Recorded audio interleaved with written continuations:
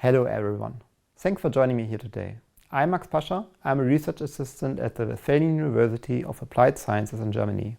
Today I present to you on behalf of my co-authors the paper titled How to Communicate Robot Motion Intent, a Scoping Review. When we take a look at the usage of robotic systems over time, we can see that at the very beginning robots were locked behind cages, preventing harming the user. Over time, the robots became our co-worker, working at the same workplace but fulfilling their own tasks. Today, in the near future, the robots became more a kind of collaborator, working with us on the same task and fulfilling the same goals. Let's take a closer look. As robots have a physical form, they tend to move and operate in the same space as humans. With advances in the degree of autonomy allowing for effective close contact interaction, there is a need for a shared understanding between humans and robots. While robotic research tackles this from a sensorial and path planning perspective, for example by human-aware navigation, the field of human-computer interaction has been concerned with how humans may better understand robot behavior. However, robot motion intent is a rather vague term and lacks a clear definition. Further, it is not consistently used by researchers in the field. Instead, similar underlying concepts have been investigated under terms such as situational awareness, forthcoming operation, or robot signaling system. The goal of our review is to provide a clear understanding and definition of robot motion intent, its properties, and its relationships within human-robot interaction. In our scoping review, we applied a multi-step process following the PRISMA guidelines, resulting in a comprehensive method.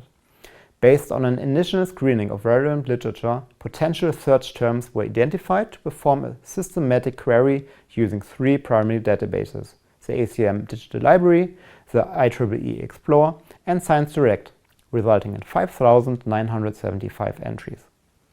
Due to our initial search being quite broad, further filtering was required to identify relevant papers. We identified frequently used terminology within our corpus and qualified related terms to communication and motion.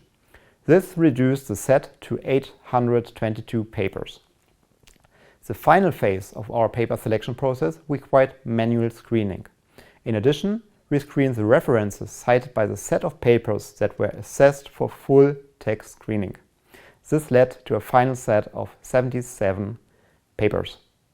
We have discovered that several papers present, combine, or empirically compare multiple intents. Therefore, we extracted all individual intents, leading to a total number of 172.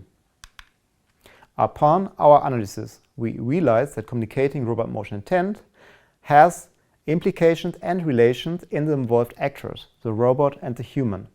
Further, we identified that designers may convey information in different ways, as well as choose different spatial location features. Most importantly, we found that the type of intent does not only include motion, but three further intent types. We will focus in this talk on the latter in particular and explain the properties, information, and location. We start with the intent type. Unsurprisingly, we identified a huge variety of approaches that directly and explicitly try to communicate motion intent. For example, employing spatial augmented reality to communicate motion intent directly on the physical environment so that both primary and secondary users can act and feel safe around the robot. Others used augmented reality to communicate the possible movement space of the robot, which led to an improved shared understanding and reduced interruptions of the overall workflow. Interestingly, we did not only find intent to communicate motion directly, but also three additional intent types which are strongly related, functioning as pre- or post-cursors and turned out to be important for the overall intent communication goal. Intents that communicate the need for attention are a supportive element. They precede a motion intent to shift human attention toward the robot or process, especially when the human's attention is not guaranteed. Here, by approaching the human and nodding its head. A robot communicating its state allows a human to deduce potential future motions and identify conflicts before they occur. In this image, by communicating its movement and activity with the help of a colored LED stripe. In several papers, we identified instructions intents that accompany robot motion. The robot aims to provide specific instructions so that the human can assist further movement, for example by requesting to open a door. We found that intent is more than just a type. Every intent encapsulates distinctive information. Understanding the property of what information is essential to design proper intents which are effective. For a spatial property of intent information, we found that it can be either directly linked to an object or area of interest, for example by highlighting detected objects on a table, which we refer to registered in space, or information can also be unregistered in space, meaning presented in an abstract form, for example by verbally describing movement intents. In our analysis, we extracted, among others, the following empirical findings from the literature. Anderson et al., as well as Gruenefeld et al., showed that combining multiple types of unregistered information helps to effectively communicate motion intent to the user. Furthermore, Staude and Crocker found that combining both categories, so registered and unregistered, leads to successful perception and understanding by the user. The second property of intent information can be identified as a temporal distinction. Here, information can either be discrete, so having a fixed distinct appearance and time, for example by equipping a humanoid robot with a display that shows the number of the next bin it will approach, or continuous, being available during the whole time or at several phases of the task, for example by communicating the intended movement space of a robotic arm. Here, we extracted the following empirical findings. Faria et al. Showed that both discrete and continuous information are effective for communicating a follow-me intent of a mobile robot. Coy et al. Also evaluated both temporal properties and found that a continuous motion-based approach is more successful than using a discrete flashing LED stripe.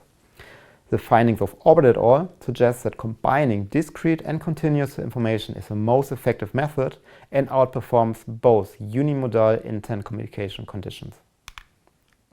And finally, we found that intent encapsulates also allocation. Various technologies can enable the communication of robot motion intent. We found in particular the placement of these technologies on robot, so by using head orientation of the robot, on world, due to attaching small displays in the environment, or on human, in which, for example, a user is wearing a HMD, can help to classify the different approaches in literature, as there is often a relationship between the placement and the specific type of technology. Summarizing the findings from literature, we can see that for intent location it is generally better to place information close to the target. Furthermore, researchers found evidence that humans may prioritize on human technology over on robot technology. Finally, combining multiple output technologies can further increase performance and even outperform the single modality baselines. To support researchers and practitioners in their work, we provide an interactive data visualization tool that can be used to easily identify previous work based on our literature-derived intent dimensions. The survey visualizer, developed by Takadata Chabroki, is already used by researchers for their work and enables people to explore the paper corpus. By selecting single or multiple categories, all papers which tackle this specific intent can easily identified and accessed. It is also possible to combine these to receive an interception of the selected categories. Finally, we close our talk with some take-home messages.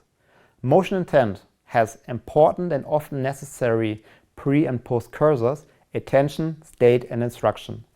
Only a few papers explicitly discuss and present their type of intent. A unique language to describe motion intent is especially important for new researchers in the field to gather related work. Thank you very much for your time and interest in our research.